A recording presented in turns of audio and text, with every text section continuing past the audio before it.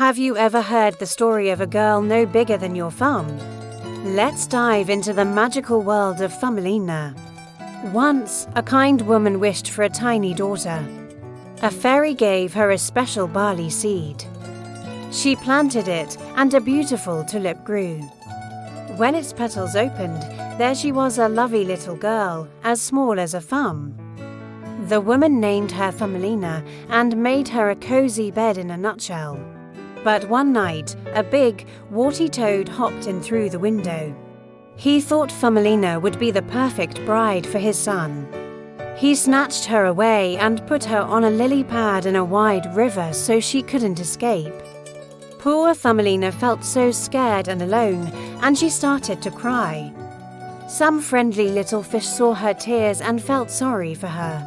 They nibbled on the lily pad stem until it broke free, and Thumbelina floated away down the river.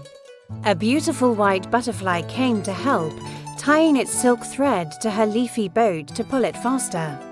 But just then, a big beetle swooped down, grabbed Thumbelina, and carried her up into a tree. The other beetles thought she looked strange. "She only has 2 legs." They chirped, "And where are her antennae?"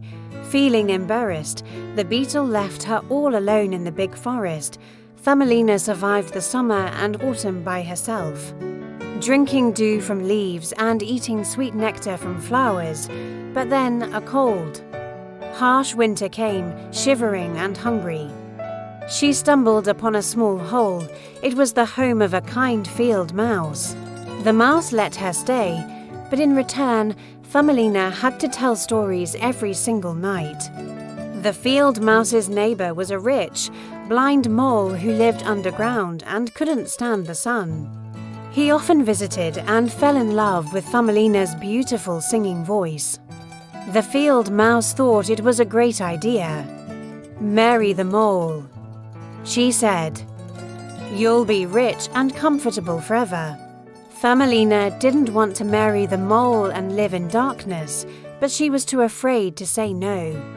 One day, in the tunnel between their homes, she found a swallow, cold and still. He looked like he had frozen. Thumbelina felt so sad for him. All winter long, she secretly brought him scraps of food and covered him with soft petals to keep him warm. When spring finally arrived, the swallow was strong enough to fly again. He thanked Thumbelina with all his heart and soared into the bright blue sky. The day of Thumbelina's wedding to the mole arrived. She felt so miserable. She went outside for one last look at the beautiful sun and flowers. Just then, she heard a familiar twittering sound above her. It was the swallow she had saved. He saw how sad she was and said, "Come with me. I'll take you to a warm, sunny land where winter never comes." Thumbelina was overjoyed. She climbed onto his back, and they flew far. Far away to a kingdom of endless flowers, the swallow gently placed her on a large, beautiful white flower. And there, sitting in the middle of it, was a tiny, handsome prince, exactly her size. He was the prince of the flowers. He fell in love with Thumbelina the moment he saw her. He asked her to be his queen and gave her a pair of sparkling, transparent wings. Thumbelina said yes. She found her true home and her true love. And she was given a new, beautiful name, Maya.